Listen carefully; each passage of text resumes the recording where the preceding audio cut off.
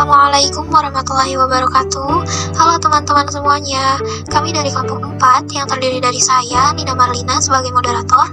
Adapun presentator yang akan menjelaskan materi presentasi kita kali ini yang terdiri dari Evi Nurfitriani, Lilis Lindayanti, Nuri Samsiah, Nurul Fuada, dan Silva Diana Fasya. Kami akan mempresentasikan tentang analisis rasio keuangan. Sampel perusahaan yang kami ambil adalah perusahaan yang bergerak di bidang makanan, yaitu PT Nippon Indosari Korvindo. Kami akan menyampaikan materi tersebut melalui sebuah video yang telah kami buat. Mari kita simak dan selamat menonton. Perkenalkan, nama saya Nuri Samsiah dari kelas G4. Di sini saya akan menjelaskan mengenai PT Nippon Indosari Korvindo Tbk dan juga beberapa materi mengenai rasio keuangan. PT Nippon Indosari Korvindo Tbk merupakan perusahaan produsen roti dengan merek Sari Roti dan Sari Kue yang berdiri pada tahun 1995, berkomitmen untuk senantiasa memproduksi dan mendistribusikan beragam produk yang halal, berkualitas tinggi, aman dikonsumsi, dan terjangkau bagi seluruh konsumen Indonesia. Sebagai bentuk komitmen terhadap konsumen, perseroan menerapkan standar ISO, sistem manajemen keamanan pangan, dan sistem manajemen mutu. PT Nippon Indosari Korvindo Tbk memiliki visi dan misi perusahaan. Yang pertama ada visinya yaitu senantiasa pertahankan posisi sebagai perusahaan roti terbesar di Indonesia melalui penetrasi pasar yang luas dan dalam dengan menggunakan jaringan distribusi yang luas untuk menjangkau konsumen di seluruh Indonesia. Dan misinya yaitu memproduksi dan mendistribusikan beragam produk yang halal, berkualitas tinggi, higienis, dan terjangkau bagi seluruh konsumen Indonesia. Kemudian rasio keuangan itu sendiri merupakan rasio keuangan, alat analisis keuangan perusahaan untuk menilai kinerja suatu perusahaan berdasarkan perbandingan data keuangan yang terdapat pada pos laporan keuangan. Di sini ada juga fungsi rasio keuangan. Yang pertama, mengetahui optimalisasi keuangan, dan yang kedua, melihat efektivitas manajemen operasional. Yang ketiga, melihat optimalisasi penggunaan aktiva.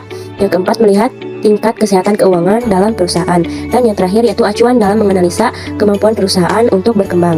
Kemudian ada juga jenis-jenis rasio keuangan itu sendiri. Yang pertama ada liquidity ratio. Rasio liquidity disebut juga rasio hutang jangka pendek atau short term solvency. Yang pertama, current ratio adalah rasio antara aktiva lancar dibagi dengan utang lancar. Rasio ini merupakan alat ukur bagi likuiditas. Rumusnya yaitu current ratio sama dengan aktiva lancar dibagi utang lancar. Dan yang kedua ada quick ratio. Rasio ini mengukur solvabilitas jangka pendek tetapi tidak memperhitungkan persediaan, karena persediaan merupakan harta lancar yang kurang liquid. Rumusnya yaitu exit test ratio sama dengan aktiva lancar dikurangi persediaan dibagi utang lancar. Dan yang ketiga ada cash ratio, mengukur kemampuan perusahaan dalam jangka pendek untuk melunasi hutangnya atau liabilitas dengan menggunakan kas dan setara kas yang dimiliki. Rumusnya yaitu kas dibagi utang lancar. Sebelumnya perkenalkan, nama saya Nurul Fuada, kelas G4 dengan nomor MTM 112111018. Kemudian ada liquidity ratio. Liquidity ratio ada 3 jenis, yaitu current ratio, quick ratio, dan activity ratio. Sebagaimana yang kita tadi sebutkan bahwa rumus dari current ratio adalah aktiva lancar dibagi dengan utang lancar. Kita ambil contohnya di PT Nippon. Pada tahun 2020, aktiva lancarnya sebesar 4.456.671.985 rupiah. Kemudian utang lancarnya yaitu 1.495.624.254 rupiah. Kemudian kita bagi, hasilnya adalah 3,63. Kemudian ada pada tahun 2021 yaitu aktiva lancarnya sebesar 4.194.422.677 rupiah. Kemudian utang lancarnya adalah 1.341.861.891.951.951 rupiah. Kemudian kita bagi hasilnya menjadi 3,12. Kemudian yang kedua ada activity ratio atau rasio aktivitas. Yang pertama itu ada perputaran total aktiva. Ini mengukur efisiensi penggunaan aktiva secara keseluruhan untuk menciptakan penjualan. Rumusnya yaitu penjualan dibagi total aset. Nah, yang kedua ada perputaran piutang. Perputaran piutang ini mengukur aktivitas dari piutang perusahaan. Semakin tinggi rasio ini, semakin baik pengelolaannya. Rumus menghitungnya penjualan dibagi dengan piutang usaha. Dan yang ketiga ada days sales receivable. Ini menunjukkan dalam beberapa hari rata-rata piutang dapat tertagih. Rumusnya yaitu 365 hari dibagi receivable turnover. Dan yang keempat perputaran persediaan. Ini mengukur berapa kali dana yang dianam dalam persediaan atau inventory berputar dalam satu periode. Semakin tinggi rasio, maka semakin baik. Rumusnya harga pokok penjualan dibagi persediaan. Dan yang terakhir perputaran aktiva tetap. Perputaran aktiva tetap ini mengukur seberapa besar tingkat kemampuan perusahaan dalam memanfaatkan aktiva tetap yang dimiliki secara efisien dalam rangka meningkatkan pendapat.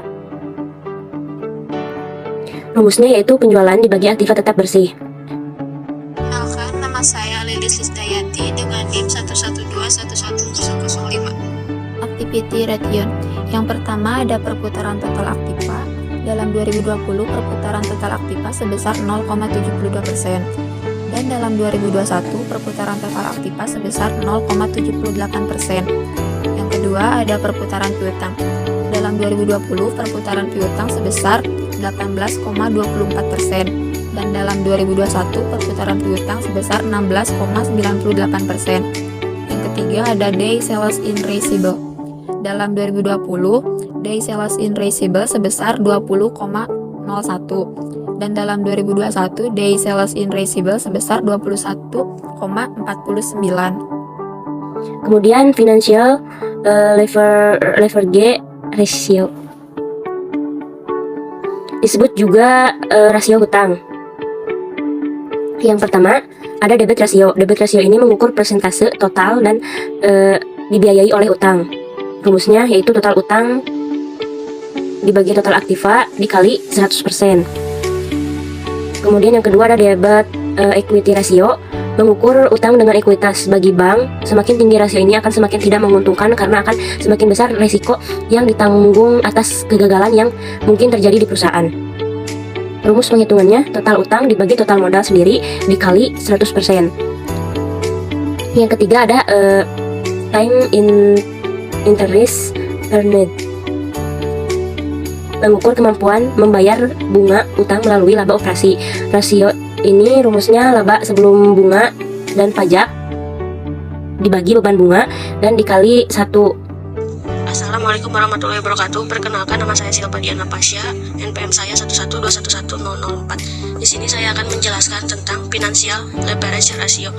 Yang pertama yaitu ada debt ratio dengan penjumlahan yaitu total utang dibagi total aktiva dikali 100% dengan hasil 2020 yaitu 0,79%. Lalu 2021 total dari total utang dibagi total aktiva dikali 100% yaitu 1,04. Yang kedua ada debt equity ratio dengan penghitungan dari total utang dibagi total modal sendiri dikali 100% yaitu 2020 dengan hasil 0,37%. Lalu 2021 total utang dibagi total modal sendiri dikali 100% yaitu 0,47%. Kemudian ada profitability ratio atau disebut juga dengan rasio laba. Ada beberapa poin. Yang pertama margin laba kotor, mengukur besar laba kotor yang dihasilkan dibanding total nilai penjualan bersih. Semakin besar rasio ini menunjukkan kemampuan perusahaan dalam menekan kenaikan.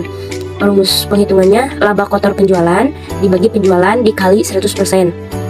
Dan yang kedua ada margin laba bersih. Ini mengukur laba bersih yang dihasilkan dari setiap rupiah penjualan. Rumusnya yaitu laba setelah pajak dibagi penjualan dikali 100%.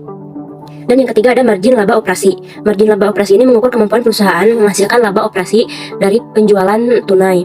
Rumusnya yaitu laba operasi dibagi penjualan dikali 100%. Dan ada yang keempat yaitu return on asset.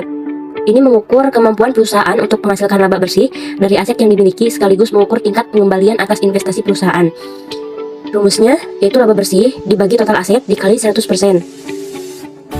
Dan yang kelima ada return on equity, menunjukkan efisiensi modal sendiri. Semakin tinggi rasio ini, artinya posisi pemilik perusahaan semakin kuat. Rumusnya ada laba bersih dibagi modal sendiri dikali 100%. Dan yang terakhir, laba per lembar saham, yaitu mengukur jumlah laba yang diterima bagi setiap lembar saham biasa.